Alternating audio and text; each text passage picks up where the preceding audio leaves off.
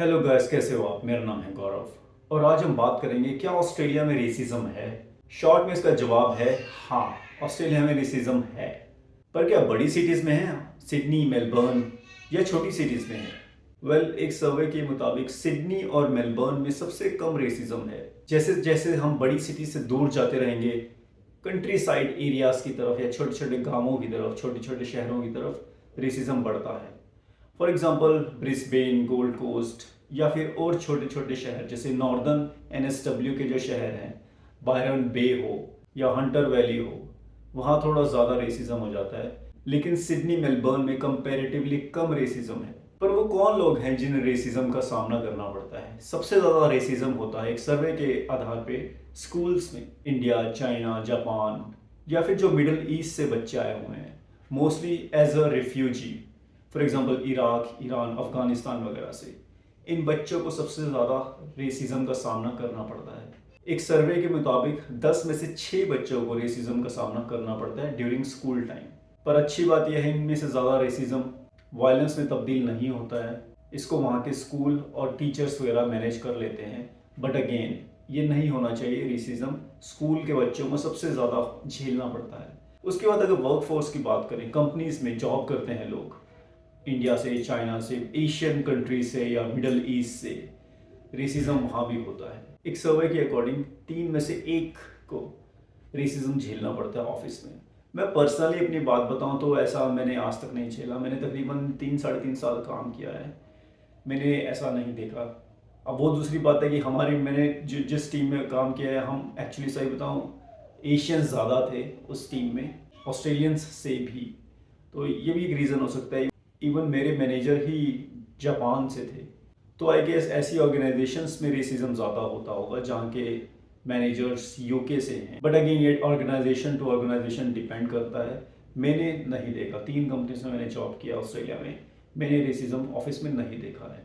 पर रेसिज्म के रीजंस क्या हैं?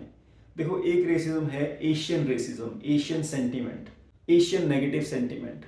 जो एशिया से हैं लोग, इंडिया और चाइना मेनली बात करें तो सबसे ज़्यादा स्टूडेंट वीज़ा या फिर सबसे ज़्यादा पीआर एप्लीकेशंस इंडिया और चाइना से ही आती हैं। और मोस्टली सब वेल एजुकेटेड हैं इन रीजन्स से। वहाँ जाके वो जॉब करते हैं क्योंकि टैलेंटेड जॉब आसानी से मिल जाती है।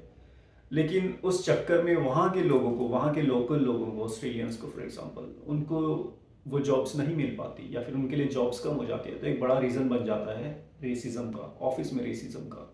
स्कूल्स में रेसिज्म होने का रीज़न फिजिकल अपीयरेंस है और साथ में लैंग्वेज प्रॉब्लम भी एक बड़ा रीज़न है। उसके बाद ऑस्ट्रेलिया गवर्नमेंट ने जिन लोगों को एज अ रिफ्यूजी माइग्रेट करवाया है ऑस्ट्रेलिया में, जैसे कि अफगानिस्तान, ईरान, इराक से, या फिर ऐसे एरियाज से जो कि वॉर से ग्रस्त हैं, ऐसे एरियाज से, तो उन्हें भी काफ़ी रेसिज्म झेलना पड़ता है। क्योंकि उन्हें कुछ लोग वहाँ पे ऐसा समझते हैं कि हाँ, उन्हें एज अ रिफ्यूजी नहीं बुलाना चाहिए था। वो ऑस्ट्रेलिया में आके ऑस्ट्रेलियन गवर्नमेंट और वहाँ के लोगों के लिए एक तरह से बोझ बन जाएंगे। ये कुछ लोगों का मानना है, सबका नहीं, बहुत मुट्ठी भर लोगों का। लेकिन हाँ, रेसिज्म ज़रूर है।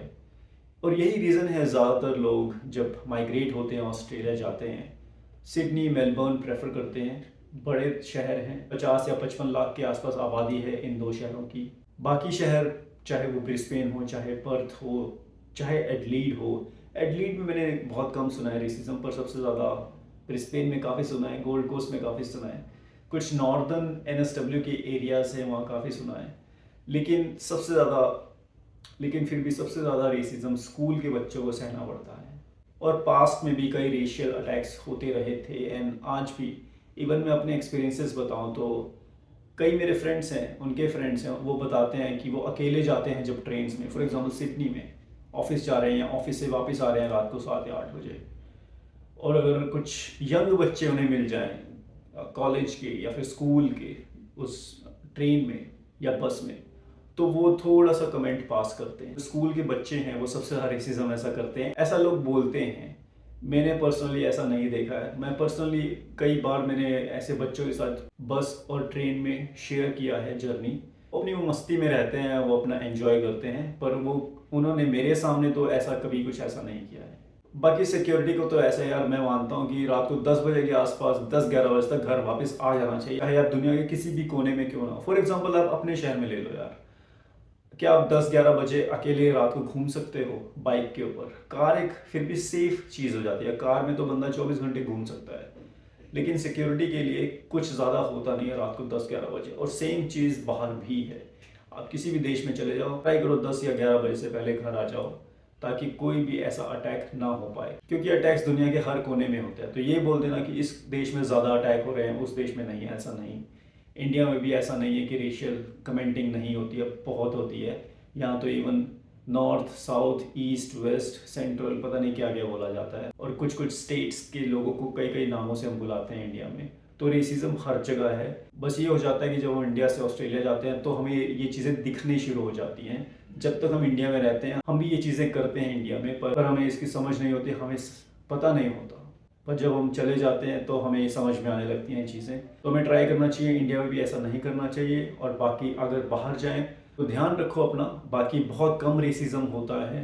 हाँ, अगर आपके बच्चे हैं जो स्कूल में जाएंगे, चांसेस हैं कि उन्हें थोड़ा सा रेसिज्म का सामना करना पड़े। इसके लिए आप अपने टीचर्स के साथ हमेशा तालमेल अच्छा बिठा के रखो। बाकी चलो, अगर आपके कोई क्वेश्चन, कोई क्वेरी हो तो बिल्कुल बताना। और ये मेरा ब्रांड है यार, ज़रूर शॉपिंग करो। और चलो मिलते हैं नेक्स्ट वीडियो में, तब तक के लिए बाय बाय।